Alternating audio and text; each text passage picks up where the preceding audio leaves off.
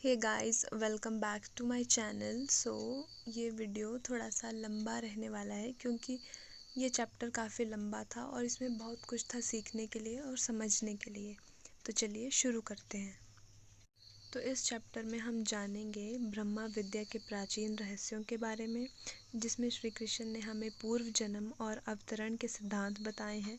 जब जब धर्म की हानि होगी तब तब भगवान अच्छे लोगों की रक्षा के लिए और बुरे लोगों के विनाश के लिए जन्म लेंगे। इसी बारे में है ये सारा चैप्टर। तो चलिए स्टार्ट करते हैं।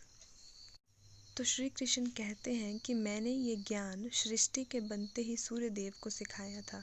अब भगवान यहाँ उस ज्ञान की बात कर रहे हैं जो हमने पिछले चैप्टर्स में समझा और सुना है। मतलब अभी तक जो भी बातें भगवान श्री कृष्ण अर्जुन से कह रहे हैं वो उनके बारे में बता रहे हैं कि ये ज्ञान मैंने सृष्टि के बनते ही सूर्य देव को सिखाया था। उन्होंने आगे जाकर ये अपने पुत्र मनु को सिखाया और मनु ने फिर ये राजा ईक्ष्वाकु को सिखाया। इस तरह इस योग साधना को ऋषि मुनियों ने एक दूसरे से सीखा। फिर कई युग बीतने के बाद लोग इस योग को भूलने लगे और ये योग पृथ्वी से गायब होने लगा। वही योग आज मैं तुम्हें बताया है, क्योंकि तुम मेरे भक्त हो और मेरे मित्र भी हो। तो श्री कृष्ण की ये बात सुनकर अर्जुन पूछते हैं कि श्री कृष्ण, आपका जन्म को तो अभी बहुत समय नहीं हुआ है। मैं इतना तो जानता ही हूँ, परंतु सूर्य तो सदियों से जन्म चुका है। वो तो कई सदियों से हमारी पृथ्वी पर घूम रहा है। फिर मैं कैसे मान लूँ कि ये सारा ज्ञान आपने सूर्य को सृष्टि बनते ही दिया था। तब श्री कृष्ण कहते हैं कि अर्जुन, तेरे और मेरे कई जन्म हो चुके हैं, ये बात मैं जानता हूँ, लेकिन तुम नहीं जानते। मैं अविनाशी और अजन्मा हूँ। अपनी योग माया द्वारा मैं अलग अलग रूपों में प्रकट होता रहता हूँ। अर्जुन, जब जब धर्म की हानि होती है और अधर्म की वृद्धि होती है तब मैं प्रकट होता हूँ। साधु पुरुषों को उद्धार, पापियों का नाश और धर्म की स्थापना करने के लिए मुझे आना ही पड़ता है। जो पुरुष मेरे इस जन्म मरण के चक्कर को समझ जाते हैं वो शरीर छोड़ने के बाद फिर जन्म नहीं लेते, बल्कि मुझी में विलीन हो जाते हैं। ऐसे लोग मेरी ही स्थिति पा लेते हैं। जो कुछ भी मैं हूँ वो लोग भी वही बन जाते हैं। लोग जैसे मेरे पास आते हैं मैं उन्हें वैसे ही रूप में मिलता हूँ। जो लोग अपने कर्मों का फल अपने जीवन काल में ही पृथ्वी पर चाहते हैं वे देवताओं की उपासना करते हैं, क्योंकि मनुष्य के संसार में कर्मों का फल बहुत जल्दी मिलता है। मैंने सत्व, रजस, तमस इन 3 गुणों और कर्मों के अनुसार 4 वर्गों को बनाया था, क्योंकि मैं खुद कोई कर्म नहीं करता। मैं अकर्ता हूँ, अविनाशी हूँ। प्राचीन काल के लोग निष्काम कर्म करते थे, तुम भी वैसा ही करो। कर्म क्या है, अकर्म क्या है, क्या करना सही है, क्या करना गलत है, इन सब सवालों ने तो बड़े बड़े ज्ञानियों को भ्रम में डाल रखा है। वे भी ठीक से नहीं जान पाए हैं कि ये सब क्या है, लेकिन मैं तुम्हें बताऊंगा कि कर्म क्या है।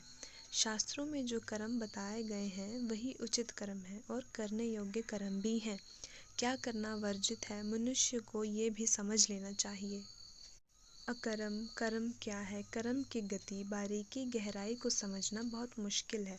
जो मनुष्य कर्म में अकर्म और अकर्म में कर्म पहचान लेता है वही योगी है, और वह सारे कर्म करता हुआ भी कर्म के बंधनों से मुक्त रहता है। जो केवल शरीर निर्वाह के लिए कर्म करता है और उसमें कोई दोष नहीं लगाता, जो कर्म के फल के बारे में भी नहीं सोचता, वही असली मनुष्य है। जो कर्म को यज्ञ समझकर करता है, जो कर्म के फल से कोई लगाव नहीं रखता, ऐसे मनुष्य का फल कर्म लीन हो जाता है। उसके लिए अर्पण करने वाला परमात्मा है। अर्पण की जाने वाली वस्तु भी परमात्मा ही है। परमात्मा द्वारा परमात्मा को ही दिया गया एक यज्ञ है। जो अपने कर्मों में परमात्मा को देखता है वह फल के स्वरूप में परमात्मा को ही पा लेता है।